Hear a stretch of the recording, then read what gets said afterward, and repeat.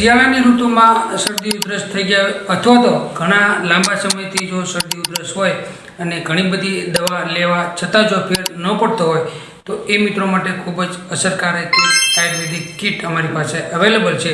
તો જે મિત્રોને આ શરદી ઉધરસ માટેની આયુર્વેદિક કીટ વિશે વધુ માહિતી મેળવવી હોય અથવા તો આ આયુર્વેદિક કીટ જે છે શરદી ઉધરસની જો મગાવી હોય તો અમારા વોટ્સઅપ નંબરમાં ડાયરેક્ટ મેસેજ કરી મારો સંપર્ક કરી શકે છે. સર્વજીવનમાં ચામુંડા સારી તંદુરસ્તી આપે પ્રાર્થના છે. માતાજી.